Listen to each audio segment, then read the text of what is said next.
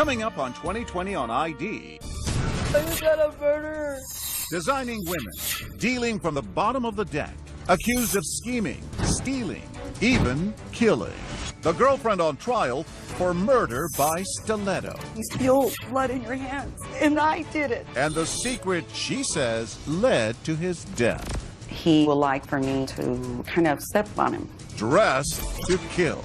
Plus, the married ex-stripper with a taste for sugar daddies. Did she go gold digging with a hammer to the head? This is the Addams family. This is stranger than Jodi Arias. And the Craigslist con woman, promising a childless couple her baby that didn't exist, even faking the birth on the phone. Also, in love and planning their blowout wedding when the bride-to-be goes missing. We do feel like she is in danger. Got that text that she's kidnapped. Kidnapped? Or something more shocking? Tiffany was there in the room by herself. Designing women. Welcome to 2020 on ID. I'm John Quinones. From lies that spin out of control to scams to murder, the women you're about to meet have left lives in shambles. First, Ana Trujillo admits she killed her lover. But what grabbed national headlines was the murder weapon, a blue suede 5.5-inch stiletto heel. In 2014, Ryan Smith first brought us the story of a woman who said she acted in self-defense. But was she dressed to kill? A woman accused of killing a man with her stiletto heel. Ana Trujillo is being held here, and testimony is still going on. Prosecutor Sarah Mickelson demonstrated to the jury. Houston has some crazy, crazy crime, and this is one of the craziest things that I think a lot of us have ever seen. About 10 puncture wounds to the head. When you hear of someone dying, especially a brutal death, they're being shot, they're stabbed, but no one ever thinks there's going to be a stiletto heel in the middle of it, right? Yes, who ever heard of assault by deadly footwear? The crime scene, a ritzy condo in this high-end high-rise, and the accused, a petite, soft-spoken mom looking at life in prison, telling her story to 2020. It's very surreal. It feels like it happened to someone else, and I'm just watching it. Born in Mexico, Ana Trujillo came to America with dreams of making it big. Married twice, the mother of 2 young girls, she was a striking, vibrant young woman who was once the host of a community access show and called herself Anna Fox. Thank you for joining me and enjoying ourselves. The producer said I had a bubbly personality. Is that who you are? That TV host with that bubbly personality? Yes, I am, actually. I'm usually very optimistic. I love life. I love friends. And I just believe in being me. But those big dreams jumped the track as she landed on the hard side of town. Jim Carroll met her at the Lawndale Hotel, where they both once lived. What was she like? She laughed a lot. I mean, she was really cool. She just talked about spirituality and the pyramids and ghosts and the tarot. She was a drifter, floating from job to job, wishing for the right things, attracted to the wrong people. She brought several men to the hotel, and finally I started talking to her. I said, look, you know, we can't have none of that business going on here. And how many men would you estimate this was? 4 to 6 men. One of them was the professor. His name? Stefan Andersson, a naturalized citizen from Sweden who worked at the University of Houston as a medical researcher. Tell me about him. Well, he was very charming. He had a beautiful young spirit. He was a professor, and that is really what attracted me. How did he treat you in the beginning? Oh, he was wonderful. In the beginning, it was all so carefree. Here at the local taco shop, Bodegas, they were regulars, and his friend, Adam Benjamin, remembers the early days of their romance. You can see Stefan right there. So what was Stefan's taste in women? Stefan liked attractive women in heels with nice legs, but he didn't have girlfriends or anything like that. Why do you think he felt so connected to Anna? She was a bad girl. It's the opposites attract. Within weeks, she'd moved on up to his deluxe apartment in the sky. You wanted to marry him. Yes. He wanted to marry you. Yes. It wasn't all about love. It was also about sex. Kinky sex. Trujillo claims her man had a thing for shoes, and she was happy to oblige. What did he want you to do? He had a shoe fetish. He would like for me to kind of step on him. Step on him? Well, walk on him. He liked a little bit of pain. But just months after they met, that happily ever after began to wear thin. His drinking started concerning me. I didn't know what it was to be with, I say, an alcoholic. He drank a lot, but he didn't seem to be an angry drunk. He seemed like a troubled and gentle soul. A troubled soul who, according to Anna, had a hidden dark side. He was super sweet and nice, and all of a sudden, out of nowhere, he would just turn into this other person. He would just start accusing me of things. Like what? Why did you leave me? How come you didn't take me with you? What would you do when he did this? I would not provoke him. I would just be quiet. Did other people know about this side of him? Did other friends see him like this? He hid it really well. It was a hot summer night when Anna and Stefan go out for a night at Club 5015. They share a bottle of wine, chased by a few shots of tequila. In this case, a combustible mix. Anna is dressed to kill in her 5.5-inch blue velvet stilettos. I had the huge high heels that he loved for me to wear. It made you happy to buy the stiletto that he liked. I had to be very careful because the shoes were so high. Surveillance videos at the restaurant paint a portrait of a good time girl. Take a look as she flirts with a stranger at the bar, then does a sexy chair dance. At first, she and Stefan seem to be having a great night out, but by the time she is ready to leave, he is not. I was going to leave early in the morning to go see my daughter. I wanted to leave, not stay out very long. He kept wanting to stay longer. That decision to go home is the spark, she says, that will ignite a firestorm. Still, the last images captured at the nightclub show Stefan calm as he leaves the bar with Anna. Was he wasted by the time you got to the cab? Yeah. As the cab pulls up, Rosemary Gomez was at the wheel, accompanied by her husband. I was just taking the fare like I normally do. As the couple approaches the cab, Reagan Cannon said Anna was loud and abusive. She tells him, go get a cab. No. In Anna's version of the story, it's Stefan who was getting aggressive. You say he starts getting agitated. I just remember him looking at me angry. Angry from Anna's point of view, but not from the front seat, where Reagan Cannon has some advice for the shy professor. I said, are you a man or a mouse? Come on, dude. I said, what are you doing letting her talk to you like that? It is past 2 in the morning when the taxi drops them off at Dr. Anderson's pad. But you had a funny feeling that something was going to happen. He squeezed my hand and he said, no, I'll be okay. And I told him, I said, I just have a feeling something's going to happen. Look at these photos, coming home from the bar, walking calmly to the elevator. It was the last time Anderson was seen alive, but Anna claims he was on the verge of a murderous rage. All of a sudden, he just turns around and has a complete different look on him.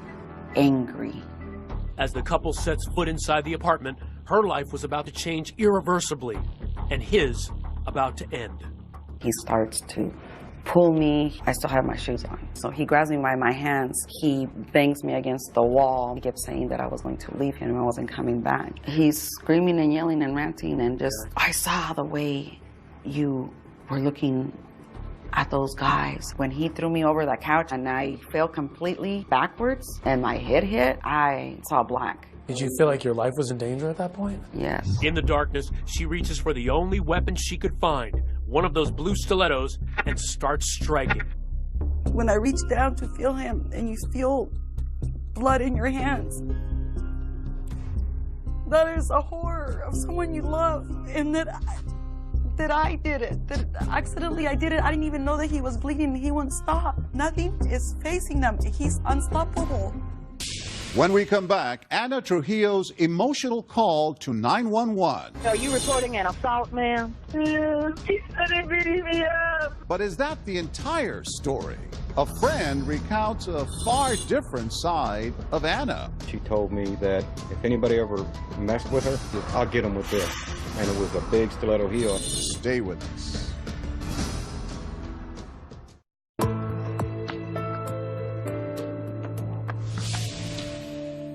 Are you reporting an assault, ma'am? Yeah, he assaulted me.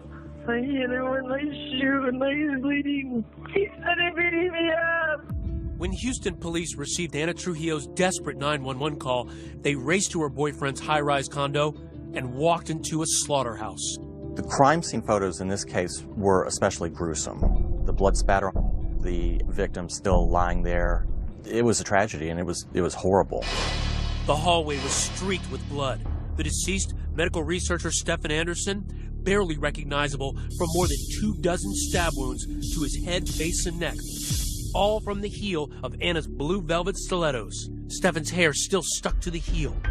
And on a glass table nearby, a macabre sign. Trujillo's Book of Tarot turned to the picture of death. Instantly, the police officer was suspicious. He just yelled at me and took his gun out and he told me to get down on the ground. I thought they were there to help us. The millions of officers showed up and where was the ambulance? Anna tells police Anderson had attacked her, that she killed him in self-defense. She was drenched in blood.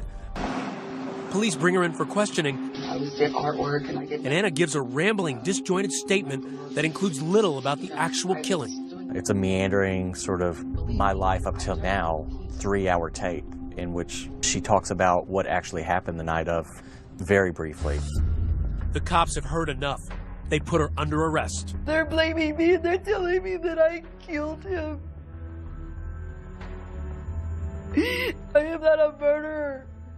She's booked, post bail, and is put under house arrest.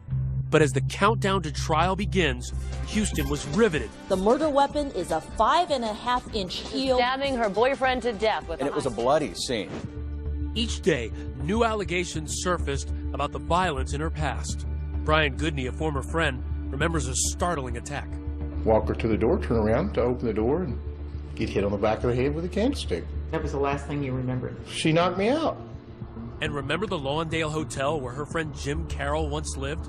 He told the most jaw-dropping tale of all. She told me that if anybody ever messed with her, she pulled her shoe off. She says, "I'll get them with this." And it was a big stiletto heel. The trial began in a burst of lights, camera, and bravado. Feeling confident? Do I look like I got scared? From the beginning, prosecutors pull no punches, focusing the jury on that killer heel, really the star witness in this case. Over and over, they demonstrate the brutality of the crime. In trial, we saw an x-ray of the shoe. To the naked eye, it just looks like a cobalt blue stiletto high heel. But once you saw that x-ray, it looked like an ice hammer. He had 10 puncture wounds on his head, 15 to 20 around his neck, face, and arms. That is excessive for a lot of people. Excessive, what he was doing to me? He was enraged. He hit me on the head with my own shoe. Even though his case is far from a slam dunk, Anna's attorney, Jack Carroll, still seemed confident. Was Anna justified in her actions that night? What the evidence is. Whether she hit him once, hit him 25 times or 100 times, she felt her life was in danger, the jury can't convict. To prove the case, Carroll had to convince the jury that Anderson flew into a violent rage at his apartment. These photos, taken 48 hours after the murder, show bruises, but it wasn't clear when she got them. The defense wanted to portray her as a victim and as someone who only did this because she had to. Remember that surveillance video from the apartment? The last images of Anderson alive? He seems calm and collected, but his blood alcohol is almost twice the legal limit. I think we've all seen people that drink a lot and, act one way in public and they go home and they act a different way. Anna was alone in Stefan Anderson's apartment and he went off the deep end. Did the mild-mannered professor attack his girlfriend in a drunken, jealous rage? She talked about being smothered at one point and then he was grabbing her. That's when she started hitting him with a shoe. But it's the murder weapon itself, that $29 stiletto shoe, that could come to Anna's rescue. It's not a gun. It's not a knife. It's not the typical thing someone would use to kill someone. So that could help the defense in saying she just grabbed whatever she could. On the morning of April 6th, the sun rose over a perfect spring day in Houston. Closing arguments in the Trujillo case were about to begin.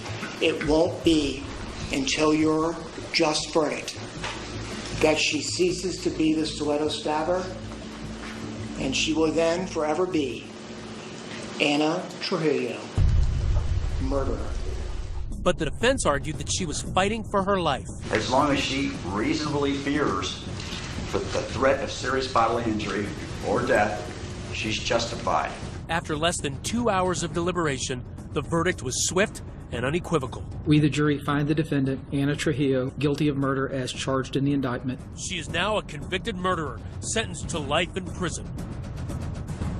And though that shoe may fit, she still refuses to wear it. We all have opinions of what we would or wouldn't do, or why, or how. But when you find yourself in a situation, you don't know either, because it's a situation. You don't know what you're going to do when that happens. You think you do, but you don't. In spite of all of that, you loved him. I love him, and I'm mourning, and I'm sad, and I'm in pain, and I have no closure. And it's not my fault. As of 2014, Anna Trujillo is appealing her conviction. She will be eligible for parole in the year 2043, when she will be 75 years old. When we return, an ex-stripper and her sugar daddy boyfriend. Why was her husband murdered? This is the Addams family. This is stranger than Jodi Arias. Stay with us.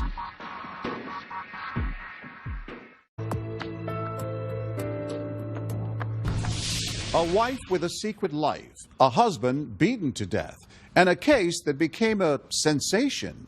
In 2014, Jim Avila first told us about a troubled couple where infidelity and a thirst for money added up to murder. Phoenix, Arizona, the Valley of the Sun, where hot asphalt seems to bake human tempers, delivering simmering trials and raven-haired killers. Jodi Arias, and now this woman, Marissa DeWaugh. We thought coming into this trial that it was going to be the next Jodi Arias trial, but this is the Addams family. This is stranger than Jodi Arias. Are these the hands of a murderess? Is this the face of a killer? Or is 36-year-old Marissa a victim, so battered by an abusive husband that she bludgeoned 34-year-old David Harrell to death with multiple blows to his head? The 36-year-old Gilbert woman claims she was a victim of abuse, but the prosecution is telling a different story. Marissa DeWaugh could face the death penalty. Killer or victim? The puzzle that has stumped Phoenix, Arizona since January of 2009. From the beginning, just hours after the bloody attack that splattered the couple's master bedroom from floor to ceiling, Marissa DeWaugh tells a story of constant abuse, verbal and physical. How did he hit you? With his fists. Okay, and where was he hitting on your body? Horizontal. And he just kept hitting me. Marissa even stands to show police how she says her husband of 9 years raped her on the night of the attack, choking her before forcing her on the bed against her will. So you came home, you didn't want to have sex, didn't you? Got mad. You wake up, he's raping you. Hands are on your neck. He likes that. He likes it because he can hold right here. Got it. Okay. At times, crying at appropriate times, seeming completely distraught, and yet at other times, she was almost smiling in an uncomfortable way that a seasoned detective would probably look at and at the very least find odd. For police, it was an odd story and an odd victim. Dale and Marissa had met as teens in their hometown of Lake Havasu, Arizona, a party town known for outrageous spring breaks. They met up again years later in their 20s in Phoenix. By then, Marissa had a baby. She was a stripper, and according to her former friend and nanny, Amy Dewey, an opportunistic Marissa saw Dale as a catch. What was the attraction? I think that she saw a man who had just graduated from refrigeration school and had the potential to make money. It was always about the money. Amy lived with Marissa and Dale for a time in Phoenix before their marriage. Was there any sense that Dale was violent in any way? No. She would come home and try to pick a fight with him or try to provoke him, and he would just tell her, I'm not going to fight with you. I love you. Let's work this out. Then came the day Amy was fired after a chilling conversation. If true, it would foreshadow a future grisly murder. She came to me and said, Dale is dreaming about having sex with you. I don't think that's appropriate. I'm concerned for your safety. Dale is dreaming about killing you with a hammer. You have to go. Fast forward to one January night, Dale in his bedroom, critically wounded by, yes, a hammer. My husband was trying to hurt me, trying to call me. In the interrogation room, Marissa plays the battered woman card.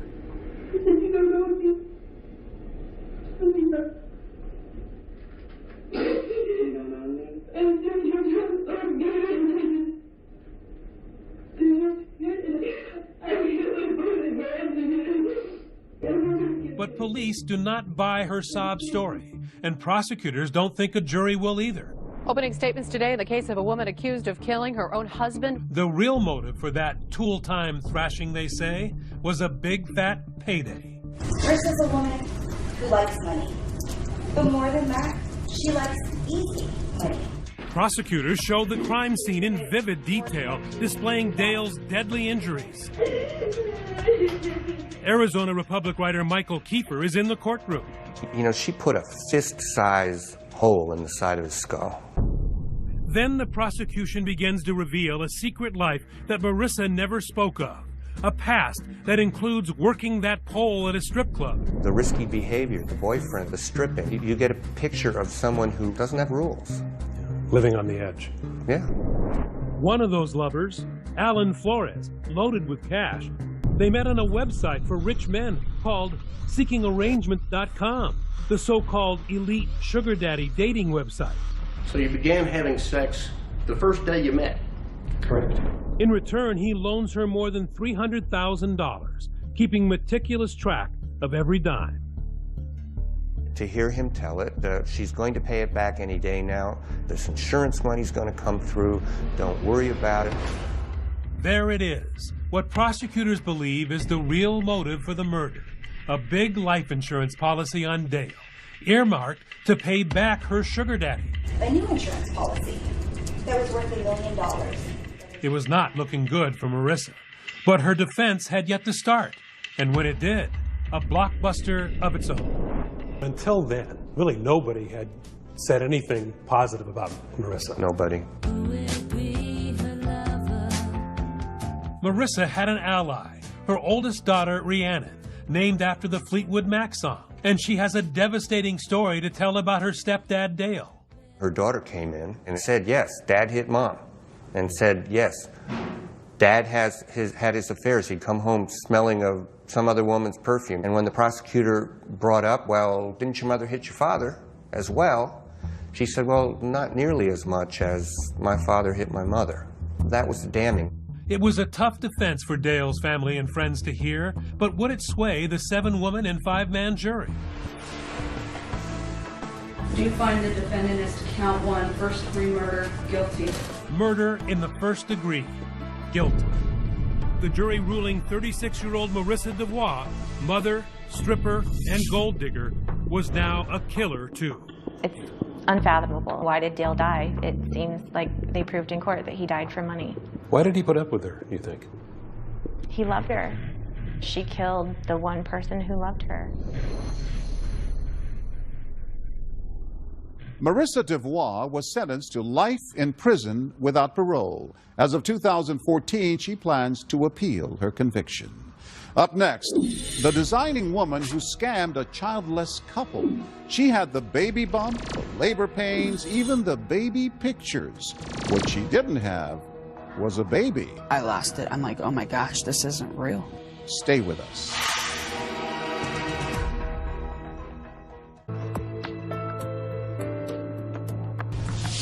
Now, a couple unable to conceive and willing to do almost anything to get a baby. But as Rena Ninen first reported in 2014, little did they know they'd end up victims, not parents. Even before they got married, Mark and Tracy Dzansky, living in a kid-friendly community outside of Chicago, talked about having children. Can't wait to have a little girl and put her in the sundresses and fix her hair. But Tracy was unable to conceive, and going through adoption agencies can be an ordeal. It takes so long and it's so expensive. So the Dzanskys decided to write a heartfelt ad on Craigslist. We want a child more than anything in the world. We are not rich, but we can give that child anything or everything they may need. It's a growing trend, wannabe parents going online to adopt a child. Legal? Yes. Guaranteed? No. Finally, the Dzanskis get the answer they've been waiting for from a pregnant mom almost 1,000 miles away in North Carolina. She knew that she couldn't take care of this baby. Heather Taylor lives in this trailer and is struggling to make ends meet. She's willing to give Mark and Tracy her baby. So it's time to go shopping. We got a few of the items and all the equipment and whatever else the baby needed here. The local Babies R Us wasn't the only place the Jakinskis were dropping cash. Naturally, during the pregnancy, there were some financial expenses that she said she needed money for. And we didn't hesitate. I mean, you know, we want to keep her healthy. She's carrying our adopted baby. Weeks later, Heather unexpectedly goes into labor. Tracy is actually on the phone as Heather rushes to the hospital. She's having a C-section, and I'm on the phone with her in the living room. I mean, you could hear, like, the heart rate and everything. And then a couple minutes later, there's a baby crying. Oh my gosh, Tracy, it's a girl. I love Mommy. Is that the one that says Daddy loves me? Yeah, Daddy's sweetheart. Did you give the baby a name? We did. Anna Rosemary. Anna Rosemary. Yeah. Heather now says she needs more money for Anna Rosemary's expenses. The total tab now around $1,500. Diapers, formula. I said as long as it's for the baby, yeah, I don't have a problem with it. Don't hesitate. And then Heather sends you this. Yeah, that's when we pretty much lost it. We're just in awe, you know. We're just, oh my gosh, this is real. That's our baby. I love the wrinkles on the back. Now they're just anxiously waiting for Heather to come from North Carolina to Chicago to drop off little Anna. But where was she? Oh, it's one thing after another. Her brother was in a car accident. She missed her plane. The baby had breathing problems. She didn't want to fly. She wanted to drive. Then Heather drops a bombshell. She's changed her mind that her mom was going to help out, that she would be able to afford to keep our Anna. Devastated and now suspicious, Tracy goes back to Craigslist and contacts other couples, wondering, is this a scam? Sure enough, she hears from a woman named Nicole who says Heather was giving birth to her baby too. I lost it. I'm like, oh my gosh, this isn't real. No, it wasn't real. The pregnancy, the sounds of a newborn crying in the hospital room, those photos, all part of an elaborate and heartless scheme. There was never a baby. And it was all a lie. It was all a lie. Detective David Flynn from the Pitt County Sheriff's Department says Nicole, the North Carolina victim, got these photos as proof of Heather's fake pregnancy. So she's pretending here to be pregnant. That's correct. I'm not sure what she used to make her belly bigger. So who is Heather really? Well, she's no stranger to the law, arrested for writing bad checks and identity theft. And speaking with Heather Taylor's family, she's had a long history of making up stories. And we told her, so if you can start paying us back every month some of the money, I won't press charges. But just like the baby, the refund was never delivered. I said, you're full of it, we're done. I said, you'll be hearing from the detective. Authorities say the suspect solicited people on Craigslist claiming to be pregnant and needing money. She was arrested and charged with a felony. She was given 36 months supervised probation, and she had to seek mental treatment. She was also ordered to pay restitution. I guess it really isn't even the money that hurts the most. The emotional toll that this took on them, you really can't repay them for that. How could you be so cruel and mean and deceitful to do this to somebody? I was just heartbroken. It's like the baby died almost, or right. Like were you mourning? Oh gosh, for months. Our little Anna would be a year old. Despite their awful experience, the Dzanskis haven't abandoned their dreams of parenthood. Soon, they hope to start fostering to eventually adopt a child. And you believe in your heart it's definitely going to happen? Yes, there's no doubt in my mind. That baby's going to have nothing but the best. As of 2014, the Dzanskis have obtained a state license to foster children and still hope to formally adopt a baby. Up next, a bride goes missing just before her wedding. Biggest fear, bar none, is somebody finding Tiffany Bray dead while we're looking for her. But this disappearance is not what it seems. They spent quite a bit of time watching me. And a very surprising ending. I don't even know till this day where I'd be if they wouldn't have found me. Stay with us.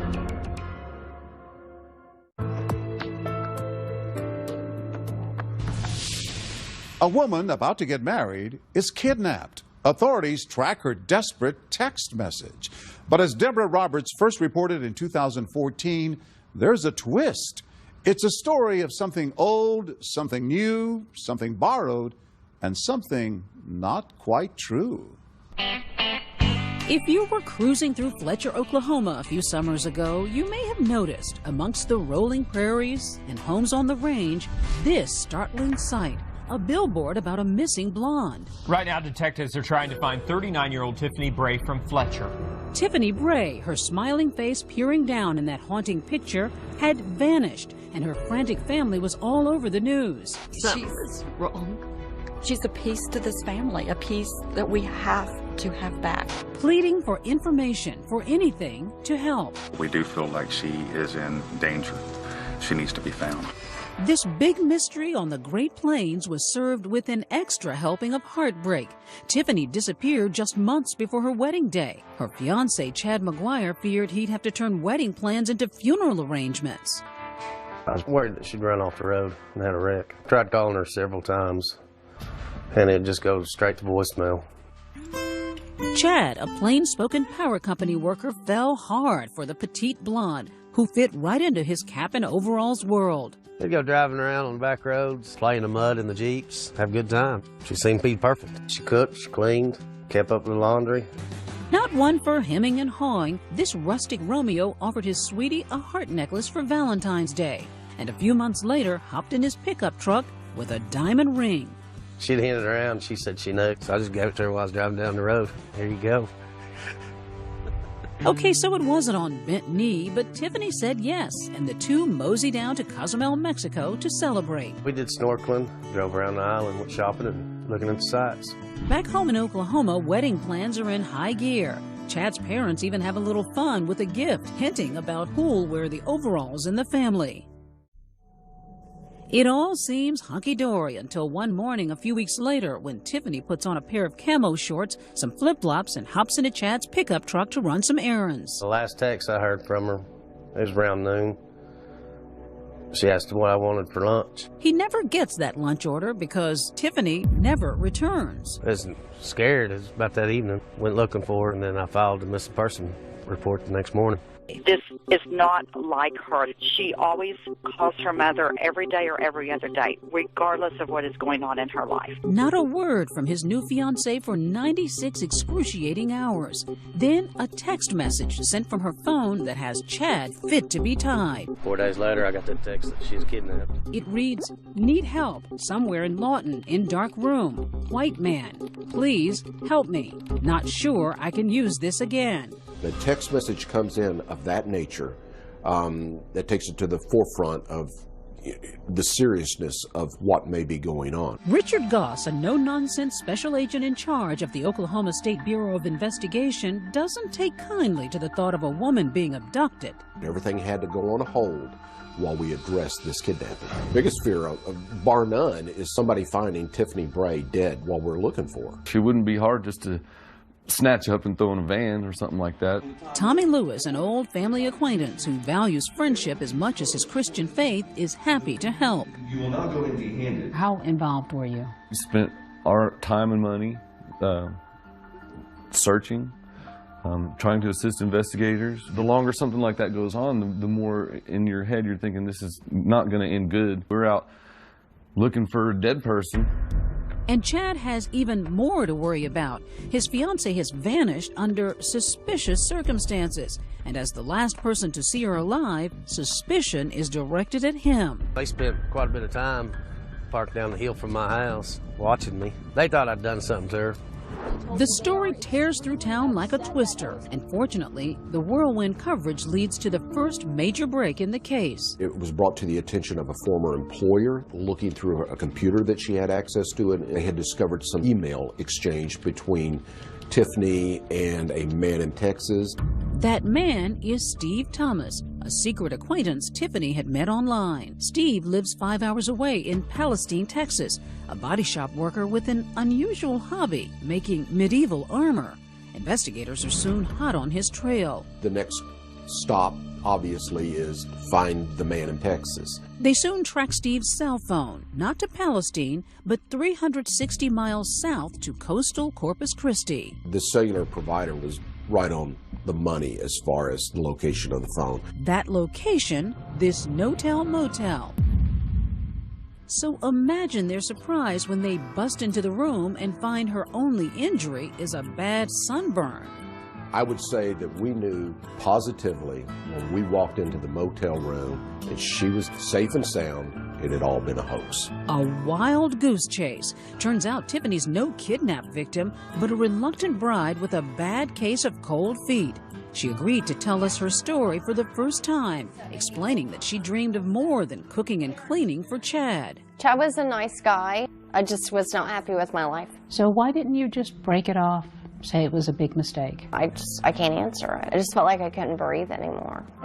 Her plan, if you can call it that, began that July morning. Got up, got ready. I said I'm going to town. Instead, she takes a detour, a huge one, in Chad's truck. She cruises 70 miles up I-44 to an Oklahoma City pawn shop and literally sells off her fiancé's heart. His heart necklace, that is. How much did you get for your necklace? Like $60 maybe. Chump change that would barely pay for a tank of gas. So later, off goes the $2,500 engagement ring to the pawn shop too.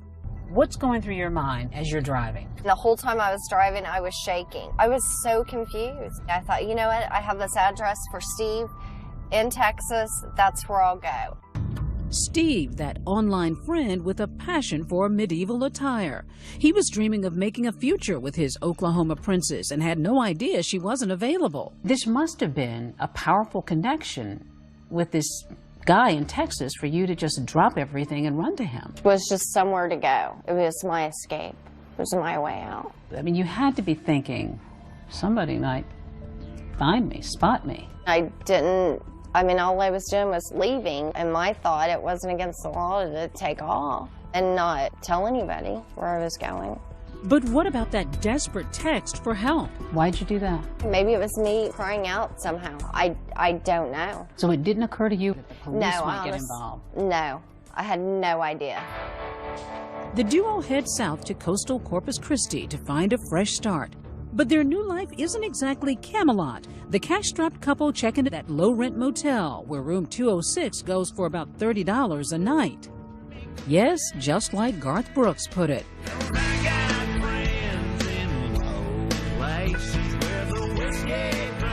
What did you do with yourself those days? Absolutely nothing. Once, I think we went out shopping. Occasionally, we go to a fast food or something like that. It was a far cry from the fancy Mexican vacation she'd just taken with her fiancé, Chad. Are you feeling bad at all? I wasn't in that clear state of mind, I guess. You just try to block that out somehow. But there's no blocking the cell phone signal of her Texas squire. Soon, there's someone at the door, and it's not room service. Someone knocked at the door, and it was the FBI. Surrounded by unhappy state agents, it's time for a reality check. I was immediately, of course, scared. You escape from something and not realize how bad you're hurting everybody else around you. So it's actually very selfish. Finally, this morning, they found her in Corpus Christi with a male companion. Her companion, Steve, wasn't part of the hoax. Police say Tiffany kept him in the dark. But after logging 6,500 miles, spending 685 man-hours, and more than $34,000 on the case, Inspector Goss isn't inclined to forgive. When we arrested Tiffany Bray, I had no sympathy for her at all. The #1 cause of death in law enforcement is traffic accidents. I'll be darned if one of my agents or a law enforcement officer should lose his life for a game. Tiffany is arrested for taking Chad's truck and falsely reporting a crime. I was happy I wasn't a suspect anymore, and I was glad that she was found all right, safe, but I wasn't too happy. Neither was Tommy Lewis. I got a phone call from my then best friend telling me we found Tiffany and she's alive.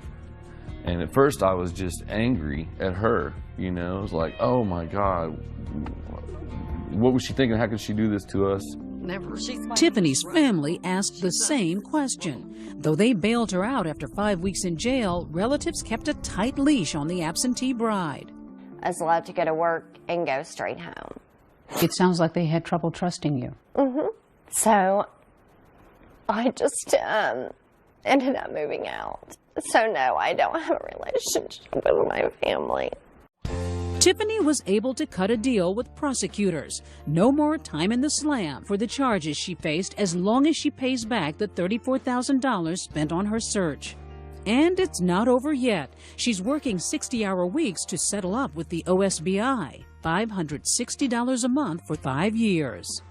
I'm very grateful that they did find me, because I don't even know till this day where I'd be if they wouldn't have found me. I went to counseling because the guilt alone will eat at you every single day. Suffice it to say, the wedding was off, but Chad's achy-breaky heart seems to have mended quickly. If they hadn't come got her stuff, I was going to have a runaway bride garage sale. And guess what? There's a happy ending to this tangled love story. Remember Tommy, Tiffany's family friend? We just kind of started hanging out more and enjoying each other's company, and I invited her to church, and the relationship just kind of blossomed. Never forget that history, and that we always use it to guide ourselves in the future. And soon those church bells were ringing for them. Were you worried on the wedding day about whether she was going to show? I'd be lying if I said it didn't cross my mind. What was it that you found in this relationship that you just did not feel that you had in your life before? Love. Never felt like I had that before. As of 2014, Tiffany Bray says she and her husband Tommy are doing well. She continues to make payments to the Oklahoma State Bureau of Investigation. As for her former fiancé, Chad, he says he wishes Tiffany the best and has no regrets. I'm John Quinones. Please join us next time for another edition of 2020 on ID.